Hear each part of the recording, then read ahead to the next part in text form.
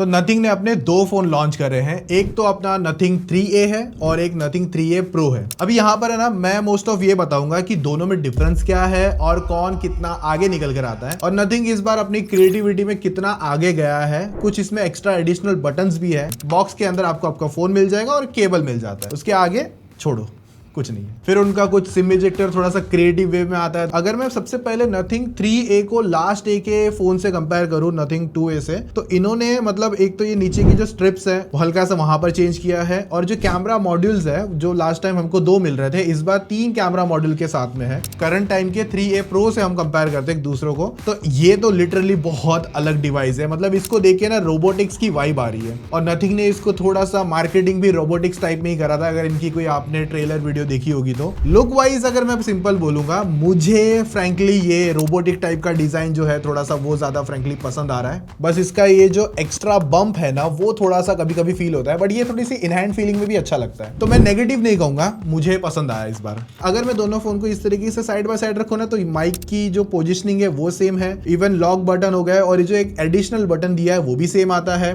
यहाँ पर type C, speaker, sim ejector, volume plus minus सब कुछ सेम है। इवन अगर मैं सामने से देखता हूँ दोनों डिस्प्ले की बेजल्स भी, वो भी मुझे ऑलमोस्ट सेम देखने मिल रही है। बाकी ग्लिफ लाइट भी जो नथिंग की तरफ से फेमस है वो भी यहाँ पर दोनों में सेम है। 3 ग्लिफ लाइट मिलती है। पहले तो एक टाइम पे आता है पूरा फोन भरा भरा आता था, अब वो थोड़ा सा कम करके इन्होंने लास्ट कुछ डिजाइन से ही देखोगे यहाँ पर भी 3 लाइट्स भी कर दी थी पुराने डिजाइन में। अगर देखते हो अभी देखो मैं वॉल्यूम कम कर रहा हूँ तो इसकी लाइट भी देखो आपको कम होती हुई दिख रही है, और अगर मैं वॉल्यूम फुल कर दूं तो ये बढ़ जाएगी। सेम इसमें भी ऐसा है। बाकी वेट वगैरह को लेकर तो भाई मतलब थोड़ा सा फर्क जरूर है। मतलब प्रो हल्का सा मतलब 10 ग्राम मतलब हल्का सा हेवी कहूंगा। बाकी ये फोन मतलब इन हैंड फीलिंग में इतने ज्यादा प्रॉब्लम नहीं है, कंफर्टेबल रखे मुझे भी, मतलब अच्छी खासी ग्रिप निकाल के दे रहे हैं। टाइप सी 2.0 आता है, दोनों में सिमिलर है। बाकी 3 कलर ऑप्शन पर आपको ये डिवाइसेस मिलेंगे, ब्लैक, व्हाइट और एक ब्लू कलर भी निकल कर आता है। और जो इनकी स्टार्टिंग होगी ना 8GB 128 से स्टार्ट होंगे दोनों ही डिवाइसेस। और रही बात प्राइसिंग को लेकर, तो देखो अभी मुझे प्राइसिंग का कोई आइडिया नहीं है, बट मुझे ऐसा लगता है 3A Pro है वो अराउंड 30 के नीचे आएगा। और देखो इसका जो बटन का नाम है नथिंग ने रखा है एसेंशियल स्पेस बटन। तो अगर आप इसे डबल टैप करते हो तो जो इसकी एप्लीकेशन है ना वहां पर आपको सीधा पहुंचा देगा। अभी अगर आप इसे सिंगल टैप करते हो ना तो यहाँ पर कुछ ऐड नोट्स आ जाते हैं। आप तो चाहे टाइप करना है टाइप कर लो, या फिर अगर आपको बोल के कुछ करना है तो साइड में माइक दिया हुआ है तो आप बोलोगे, उस हिसाब से ये मतलब एक आप समझ लो आपको कुछ टू डू टास्क हो गया वो उस तरीके से रहेगा। अब मैं इसे पॉज कर दूंगा तो अब ये यहाँ पर सेंड हो गया, तो अब ये एसेंशियल में चला गया। तो प्रोडक्टिविटी के हिसाब से जो चीजें होती है ना वो यहाँ पर आप लेके जा सकते हो। अब जैसे कि यहाँ पर आपको स्क्रीनशॉट लेना है तो एक बार आपको टैप करना है, उसके बाद में एक बार और सिंगल टैप कर देना है और उसके बाद में स्क्रीनशॉट आ जाएगा। अभी तक तो मुझे इतना ही यूज नजर आया है, उसके आगे अगर कुछ अभी फ्यूचर में दिखा तो मैं आपके सामने जरूर शेयर करूंगा। और जो पावर लॉक बटन हो गया, बेसिकली यहाँ पर आप डबल टैप करो तो कैमरा डायरेक्टली ओपन हो जाता है। और बाकी यहाँ पर जो लॉक बटन है ना, ये वाला जो कलर है 3A Pro का, इस पर सिल्वर टाइप के कोटेड थोड़े से देखने मिलते हैं, और व्हाइट वाले पे थोड़े से ब्लैक टोन देखने मिलते हैं। काफी फंकी और अच्छा लुक देखने मिलता है। बाकी दोनों फोन पर जो IP रेटिंग है वो आपको IP64 की मिलती है,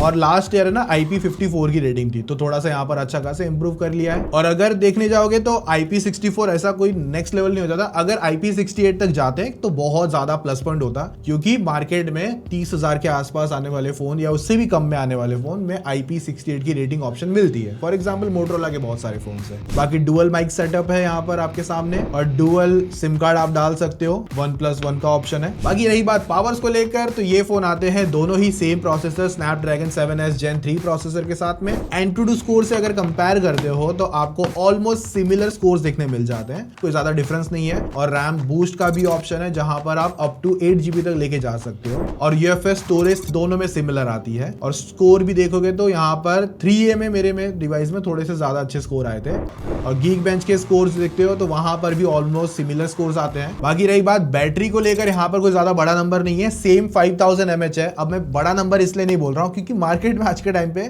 6,000 mAh वाले फोन मतलब मिल जाते हैं, और वो भी पतली कंडीशन में, मतलब पतले होते हैं फिर भी। बाकी 50 वॉट का फास्ट चार्जिंग सपोर्ट मिल जाता है। वायरलेस चार्जिंग ऑप्शन अभी दोनों में ही नहीं है। चार्जिंग स्पीड अगर देखोगे तो 20 मिनट के अराउंड 50% चार्ज हो जाता है। परफॉर्मेंस वाला सीन तो मुझे कोई नॉर्मल मतलब जो UI हैंडल, लैगिनेस वगैरह दोनों पे आपको देखने नहीं मिलेगी। पर अगर बात करते हो BGMI को लेकर, तो ये फोन मतलब नथिंग वैसे भी ज्यादा ज्यादातर टारगेट नहीं करता गेमिंग को लेकर। और देखो Nothing 3A जो है उसके अंदर आपको अभी 90 FPS अनलॉक करके मिलता है, जबकि प्रो मतलब बड़ा वाला फोन उस पर 60 है। मेरा ऐसा है 90 को लेकर जो कंक्लूजन है, TDM के लिए ठीक रहेगा, बट इरांगल पर थोड़ा सा मैं कहूंगा FPS के ड्रॉप जरूर देखने मिलेंगे 30 के ऊपर बंदे अगर होते हैं तो। मतलब वहां पर जो प्रोसेसर है ये आपको 60 की गेमिंग कराने लायक ही बेस्ट देखने मिलता है। 3A Pro में थोड़ा सा आपको इशू हो सकता है क्योंकि आपको ये बड़ा सा मॉड्यूल आता है तो जिसमें आपको पकड़ने में हल्का सा इशू होगा, बट एक बार आदत लग जाती है तो फिर भाई कोई भी फोन यूज कर लो। बाकी वेपर चेंबर कूलिंग Nothing ने कहा है हमने इंप्रूव करा है, बट 60 FPS की गेमिंग में मुझे कोई FPS पे मतलब या फिर हीटिंग को लेकर कोई प्रॉब्लम नजर नहीं है, तो आराम से आप 60 FPS वाली गेमिंग कर पाओगे। बाकी डेडिकेटेड रिव्यू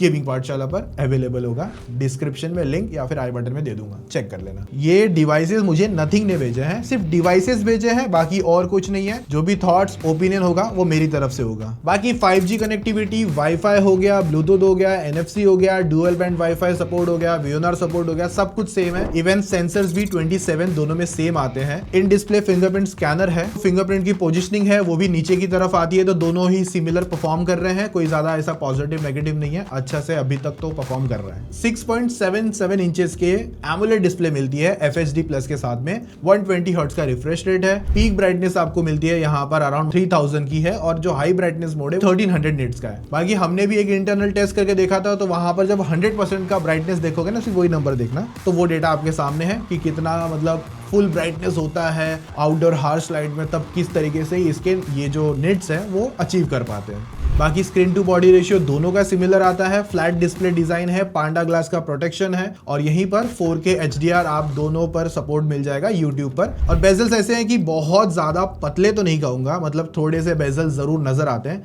बस इतना है कि चारों तरफ सिमेट्रिक है, मतलब सेम नजर आते हैं, तो ऐसा लगता नहीं है कि बहुत बड़े बेजल्स है। बाकी डुअल स्टीरियो स्पीकर है, अच्छा इनफ लाउडर में कहूंगा निकल कर आते हैं, तो वहां पर भी कोई ज्यादा कंप्लेंट नहीं है। बाकी सॉफ्टवेयर में यहाँ पर Nothing के पास बहुत सारे पॉइंट्स हैं। एंड्रॉइड 15 है और Nothing OS 3.1 मिलता है यहाँ पर आपको, और 3 साल का OS अपडेट प्लस 4 साल के सिक्योरिटी पैचेस मिल जाएंगे। देखो Nothing ने ना सॉफ्टवेयर पे बहुत ज्यादा काम करने का देख रहा है, और वो चीज हमको देखने मिलती भी है। ये नॉर्मल सॉफ्टवेयर से काफी ज्यादा एडवांस लगता है, और ऐसा लगता है कि कुछ अलग चीज हम यूज कर रहे हैं, कोई हम एंड्रॉइड की चढ़ाई भी इसकी वो यूज नहीं कर रहे हैं। बाकी इसका जो नोटिफिकेशन पैनल हो गया वो भी मतलब जो एंड्रॉइड के Nothing OS के हिसाब से आपको मिलता है।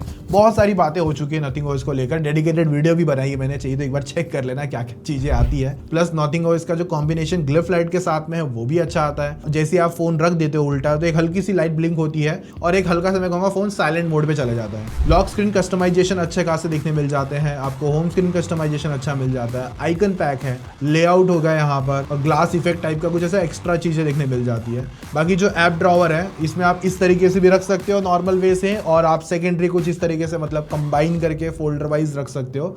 तो मुझे तो सॉफ्टवेयर को लेकर है ना, यहाँ पर Nothing को लेकर सारे पॉइंट देता हूँ मैं पिछले भी फोन्स पे, और ये टाइम टू टाइम अपडेट भी दे रहे हैं। अभी के स्टार्ट के इनिशियल डेज में, मतलब ये रिव्यू नहीं है ये वीडियो, ये थोड़ा सा ना फर्स्ट इंप्रेशन और क्या क्या ब्रांड ने फर्स्ट टाइम पे हमको दिया है वो मैं आपको समझा रहा हूँ। तो जब लॉन्ग टर्म रिव्यू होगा उसमें कुछ फीडबैक होगा तो वो जरूर आपके सामने आएगा। बाकी देखो आपको Nothing का जो सब ब्रांड है वो आता है CMF, जिसके अंदर 15,000 के आसपास का फोन है, और उसके अंदर 120 FPS की गेमिंग चलती है, जो कि कोई नेगेटिव थॉट नहीं है। चलेगा नहीं चलेगा वो बात की बात है, एटलीस्ट सेटिंग अनलॉक है तो वहां पर थम्स अप है। हालांकि वो फोन 60 के लिए ही ठीक है। अब कभी फ्यूचर में जाके Nothing ने यहाँ पर भी कुछ ऐसा मार्केटिंग कर दिया, यहाँ पर भी 120 दे दिया, तो मैं इतना ही कहूंगा ये फोन 120 कैपेबल बिल्कुल नहीं है। इवन 90 को भी थोड़ा सा रिस्ट्रिक्ट करेंगे, 60 की गेमिंग यहाँ पर आपको बेस्ट मिल जाएगी। 90 के लिए और 120 के लिए गेमिंग उतना ज्यादा अच्छा तगड़ा नहीं मिलेगा। हाँ TDM वगैरह 90 पे करोगे तो आपको एक बार फिर भी काम अच्छा हो जाएगा, बट एंगल वगैरह ये प्रोसेसर तो नहीं झेल पाएगा, इतना कहूंगा मैं। और वैसे भी देखो सिंपल है, हर ब्रांड मतलब गेमिंग फोन नहीं बनाती, और यहाँ पर Nothing का भी वही काम है, ये गेमिंग फोन इन्होंने नहीं बनाया हुआ है। बाकी ये जो लाइट्स को लेकर अभी इतना क्या ही बताऊं, इसमें 26 जोन्स है लाइट्स को लेकर, और यहाँ पर कुछ नई 10 रिंगटोन भी यहाँ पर इन्होंने ऐड ऑन करी है, और आप कंपोज भी कर सकते हो, इनके साथ आपको चुपचाप कुछ करना होगा तो वो भी कर सकते हो। कि ये जो ग्लिफ लाइट है ना, इसमें एक चीज अच्छी है कि आप इसको एज एक तरीके से टॉर्च भी यूज कर सकते हो अगर फ्लैश यूज नहीं करना है। और अगर आप फोटोज में जाओगे ना कैमरा वाले पार्ट में, तो वहां पर आपको 2 ऑप्शन मिलता है। एक तो नॉर्मल आप मतलब फोटो खींचना चाहो तो टॉर्च यूज कर लो, मतलब जो आती है फ्लैश लाइट आती है, टॉर्च नहीं, और वहीं पर ग्लिफ लाइट भी है। तो 3 एग्जांपल देखो, नॉर्मल लो लाइट में जब फोटो खींची थी, और फिर ग्लिफ लाइट से एक फोटो खींची है, और एक फ्लैश से खींची है, तो हार्श हो जाता है फ्लैश में, तो यहाँ पर ग्लिफ लाइट थोड़ा सा उसमें भी चीजें अच्छी निकाल देता है। बस एक चीज आपको है ना स्टार्ट के डेज में दिक्कत होगी, आपका जो हाथ है ना बार बार ये मतलब जो एसेंशियल बटन है ना इस पे जाएगा, और जिसकी वजह से ये क्या होगा बार बार इस पोजीशन पे पहुंच जाता है। तो थोड़ा सा आपको वो यूज टू होना पड़ेगा स्टार्ट के डेज में। बाकी कैमरास को लेकर देखो दोनों फोन ऑलमोस्ट सिमिलर कैमरास लाते हैं, बट हाँ प्रो वाले के अंदर आपको एक पेरिस्कोप लेंस का सेटअप मिलता है जहां पर आप 3x ऑप्टिकल मिल जाता है और 6x तक आप सेंसर जूम कर सकते हो और 60x तक का अल्ट्रा जूम मिल जाता है, मतलब इतना कर सकते। और जो नॉर्मल आपका 3 है वहां पर आपको 2a तक ऑप्टिकल जूम मिलता है और 4x तक आपको सेंसर क्रॉप मिलता है और 30x तक आप अल्ट्रा जूम ले सकते हो। बाकी सेल्फी जो प्रो है वहां पर 50 MP है और जो नॉन प्रो है 3a है बेसिकली जो उसमें 32 MP मिलता है। और अगर वीडियो रिकॉर्डिंग देखते हो दोनों ही फोन है ना सेम 4K 30 FPS शूट कर सकते हैं, दोनों साइड बाय साइड अगर देखते हो तो स्लाइटली मुझे ऐसा कोई ज्यादा बड़ा डिफरेंस तो देखने नहीं मिला। और फ्रंट कैमरा देखते हो तो 4K 30 FPS मैक्स शूट कर सकते हो। बाकी इसके जो कैमरा सैंपल्स है ना जितना मैंने हम लोग ने नोटिस किया था ना, तो हम लोग को इसमें मतलब नेचुरल टोन रखता है, कोई ज्यादा एक्स्ट्रा ऐसा बूस्ट ऐसा कलर वलर जो पुश करना होता है ना उतना कुछ नहीं करता। और इवन मुझे इसका HDR भी थोड़ा सा वीक लग रहा था, मतलब थोड़ा सा और बेटर हो सकता था। तो अपडेट के थ्रू शायद से आगे जाके नथिंग इसको बेटर इंप्रूव करने का कोशिश करेगा। और पोर्ट्रेट में जो एजेस है वो भी यहाँ पर अच्छे से आ जाते हैं। कुछ ऐसे कैमरा फिल्टर ऑप्शन यहाँ पर इन्होंने ऐड ऑन करे हैं। सबसे लास्ट वाला जो ग्लास फिल्टर टाइप का मैं कह लूंगा वो मुझे समझा नहीं, बट शायद से वॉलपेपर रखने के लिए काम में आ सके उस हिसाब से इन्होंने रखा होगा, बट इतना कोई रेयरली आप इसे यूज करोगे। और एक मैक्रो आता है बट वो भी उतना मैक्रो का भी कुछ लगता नहीं है। और अभी के लिए कैमरा सैंपल में थोड़े से न्यूट्रल साइड ही रखूंगा, मतलब बेसिक टाइप के फोटोज यहाँ पर अच्छी तरीके से आ जाते हैं। और पोर्ट्रेट थोड़े से बेटर है, फिर भी उतने नेगेटिव नहीं है बट बेटर है। और डिटेलिंग काफी अच्छी है पोर्ट्रेट्स में, जब आप देखते हो कि एकदम हल्की हल्की डिटेल भी आपको काफी ज्यादा अच्छी इंप्रूव तरीके से मिलती है।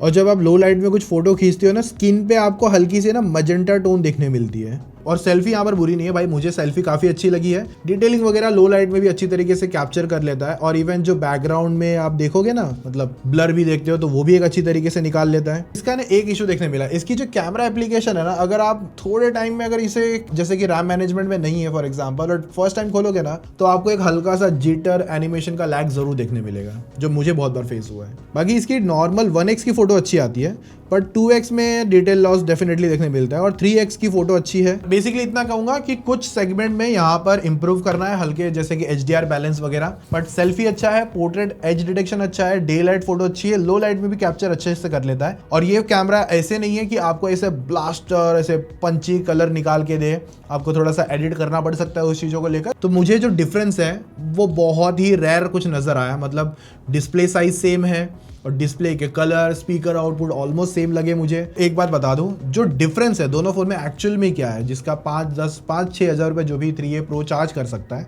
वो क्या होगा, सिर्फ इसके अंदर एक एडिशनल आपको पेरिस्कोप लेंस मिलता है जो ज़्यादा जूम तक है। उसके अलावा मतलब बैटरी और लुक्स बेसिकली एक और चीज़ है, उसके अलावा दोनों में कुछ ज़्यादा मेजर डिफरेंस नहीं है। प्रोसेसर सेम है, डिस्प्ले सेम है, 120 हर्ट्ज है, पीक ब्राइटनेस वगैरह सब कुछ ऑलमोस्ट सेम आता है। बाकी आप लोग अपने थॉट्स जरूर शेयर करना कि आप नथिंग 3A या 3A Pro इन दोनों में से आप कौन सा और क्यों देखोगे, आपका रीजन क्या होगा वो कमेंट में जरूर बता के जाना। और लॉन्ग टर्म रिव्यू करना है या कंपैरिजन करना है तो किस फोन के साथ चाहिए तो वो भी कमेंट में बता देना। बाकी वीडियो अच्छी लगी है तो video like share subscribe always कर देना। मिलते हैं नेक्स्ट वीडियो में, तब तक के लिए बाय।